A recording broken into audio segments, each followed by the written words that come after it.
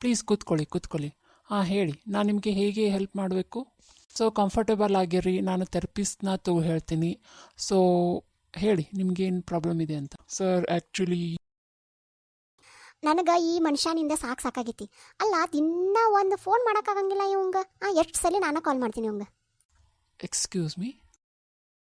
Hello, client ಬಂದಿದ್ದಾರೆ, ನಾನು ನಿಮಗೆ ಆಮೇಲೆ 10 ನಿಮಿಷ ಆದಮೇಲೆ ಕಾಲ್ ಮಾಡ್ತೀನಿ. ಹಾಂ ಹೇಳಿ. ಸರ್ ನಾಕಿನ ಕಾಲು ಎತ್ತೀನಿ, ಓಕೆ. ಒಂದು ಕಾಲ್ ಎತ್ಬೋದು, 2 ಕಾಲ್ ಎತ್ಬೋದು. ಅಲ್ಲ ಇವು ಕಂಟಿನ್ಯೂಸ್ ಆಗಿ ಕಾಲ್ ಮಾಡ್ತಾನೆ ಇರ್ತಾನೆ. ಅದು ಹೆಂಗೆ ನಾನು ಎತ್ತಕ್ಕಾಗುತ್ತೆ ಹೇಳು? ಎಮರ್ಜೆನ್ಸಿ ಇರುತ್ತೆ, ನಾ ಮತ್ತೆ ಕಾಲ್ ಮಾಡ್ತೀನಿ, ಎತ್ತಲೇಬೇಕಾಗತ್ತೆ. ಅಲ್ಲ ಊಟ ಟೈಮಿಗೆ ಫೋನ್ ಹಚ್ತಾಳ, ಊಟ ಮಾಡಿ ಇಲ್ಲಂತ ಕೇಳ್ತಾ, ಅದು ಎಮರ್ಜೆನ್ಸಿನಾ? ಜಸ್ಟ್ ಸೆಕೆಂಡ. ಹಾಂ ನಂದು ಊಟ ಆಯಿತು. ಓಕೆ ಇಲ್ಲ, ಕ್ಲೈಂಟ್ ಅದ. ಹಾಂ ಹೇಳಿ.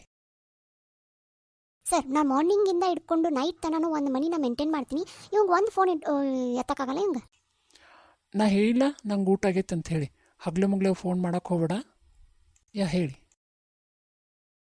ಬರೇ ಈಗಿನ ಫೋನ್ನಾಗ ಒಂದೇ ಇರ್ತೈತಿ, ಸಬ್ಜಿ ತೊಗೊಂಡು ಬಾ, ಬೆಂಡಿಕಾಯಿ ತೊಗೊಂಡು ಬಾ, ಅದು ತೊಗೊಂಡು ಬಾ, ಇದೇ ಇರ್ತೈತಿ ನೋಡಿ.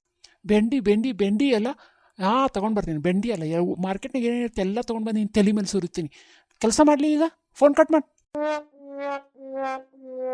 ಬರೀ ಇಕ್ಕಿದ ಕೇಳೋದಾಗೈತಿ, ನಾನು ಕೆಲಸ ಮಾಡೋದ ಬೇಡನ? ಓ ಅಣ್ಣ ನೀ ಚಿಂತೆ ಮಾಡಬೇಡ, ನಾವು ತೊಗೊಂತೀವಿ ನಿನ್ನ ಥೆರಪಿನ.